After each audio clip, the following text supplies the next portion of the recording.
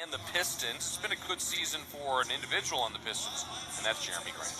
Plumlee walks the screen. Now he drops it off for Grant. Three behind the screen is in, and the Pistons lead 50-49. All right, so that game, Detroit up early, but the Blazers have Damian Lillard. Now rotates out to Dame. A head fake. Straight away three on the way is good. 20 points for Lillard. That's a game high. And the Blazers in front by 7, 63-56.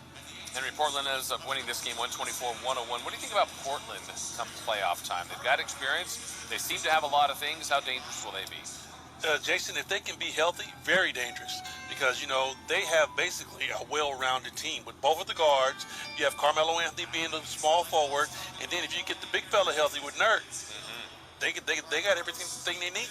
Very, very deep, too. Miami taking on Indiana today. Duncan Robinson scored 20. He get the win, 92-87. Dallas battling Boston in Boston. And early on, it was all Luka. Doncic back in the game for Hardaway. Along the left side. Played by Smart. Backs up on the dribble. Porzingis screen right. Doncic goes that way. Behind his back left. And then stepping back for three. Hits. 15 for Doncic. He had a big first half. He has 31 right now, but Boston's creeping back in it. They were down big. Mavs up 98-91, about 7 minutes to go. Still, Boston just isn't right, though. I don't know. No. They've been flirting and hovering below and above 500 all season. They're not right, Jason, and they don't have enough firepower.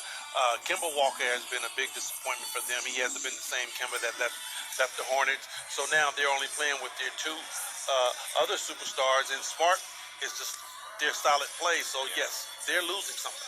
We got the Rockets taking on the Nets. James Harden going against his old team, though he did leave this game with an injury. Doesn't sound to be too serious at this point, but let's get some highlights from this one. Here's Kevin Porter Jr. Porter had it. Give it now to Jay Sean straight away. KPJ, they're just threatening to take that three, aren't they? Absolutely going for it. Instead, he'll penetrate the lane against Claxton. Throws it up off the backboard and in. Great discipline that time for Kevin Porter Jr. to not take the contested three. It was a tough two, but it went down. 65-52 Houston. Yeah, Houston had a double-digit lead, but here come the Nets. Here's Joe Harris. Bounce pass. Harris, speaking of three, he wants one. He'll hit it. Steven Silas needs another timeout.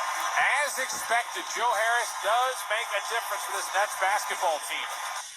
Nets have the lead now, 107-101. I think the big thing there is how serious will this... It sounds like it was hamstring, but they've already got KD out. We know they got a ton of weapons, but they want all those guys cooking. Yes, they do, Jason, but they have every superstar that has played in the NBA for the last 10 years. So I guess losing players shouldn't hurt them at all. You got the Jazz taking on the Grizzlies. Utah leads that one 70-66.